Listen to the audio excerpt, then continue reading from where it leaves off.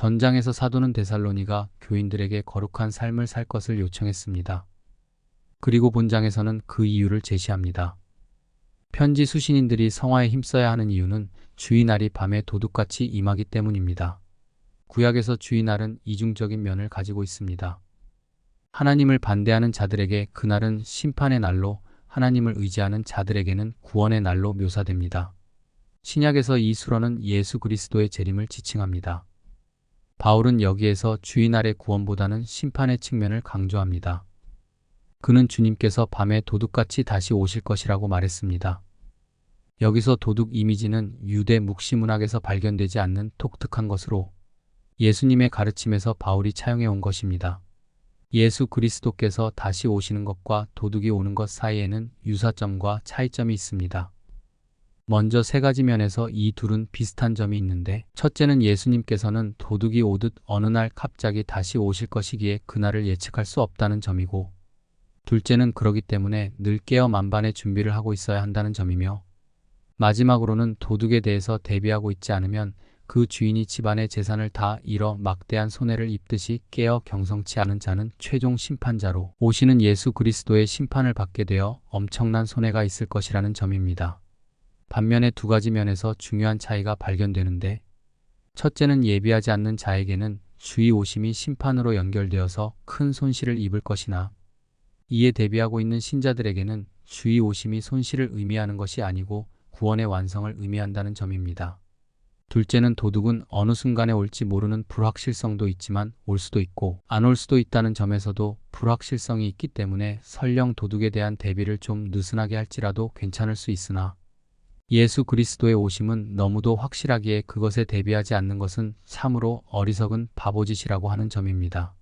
사도는 예수 전승의 밤이라고 하는 용어를 첨가하여 수신자들에게 야음을 틈타 몰래 침입하는 도둑을 떠올리게 함으로써 좀 더 극적인 효과를 창출해냅니다. 이 밤의 도둑이라고 하는 이미지를 통해 바울은 주님께서 예기치 않은 때에 오실 것과 그분을 맞을 준비가 되어 있지 않은 자들에 대한 심판의 때로서의 주의날의 위압적인 성격을 한층 부각합니다. 그러면 과연 누구에게 주의날이 밤의 도둑과 같이 예기치 않는 때에 갑자기 임할까요? 그것은 평안하다, 안전하다라고 말하면서 방심하는 자들에게 그러할 것입니다. 본 절의 평안과 안전이란 표현을 이해하기 위해서는 당시 정황을 알아야 합니다. 데살로니가 시민들은 친로마적 성향의 소유자들이었습니다. 이들은 팍스 로마나라고 하는 로마 제국의 이데올로기를 가지고 있었습니다. 로마는 자신들의 법과 질서에 속국들이 복종하면 반대급부로 그들에게 전쟁과 위험으로부터 평화와 안전을 선물로 제공해 줄 것을 약속했습니다. 이는 로마만의 약속이 아닙니다. 현재 미국이나 중국도 그러한 약속을 하고, 하나님 바깥에 있는 세상의 통치자들은 모두 끝없이 평화와 안전을 약속합니다. 그러나 이러한 약속은 다 환상에 불과한 것이어서 임신한 여자에게 해산의 고통이 이름과 같이 어느 날 갑자기 임할 주의날에 수반되는 멸망으로부터 인생들을 구원하지 못할 것입니다. 그래서 바울은 다음과 같이 권면합니다.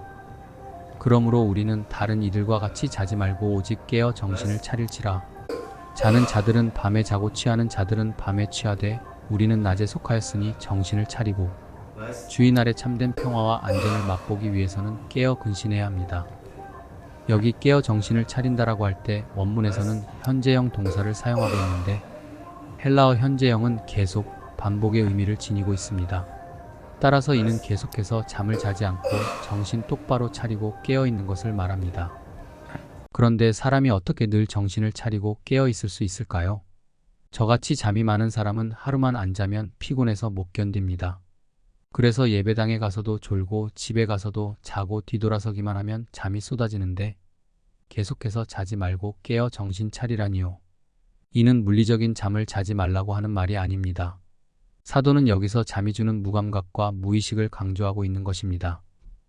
다시 말해서 종말과 주의 재림이라는 주제는 언제나 저와 여러분이 살아있는 감각으로, 무의식이 아닌 의식의 상태로 사고와 생각을 가득 채우고 있는 주제여야 한다는 말입니다.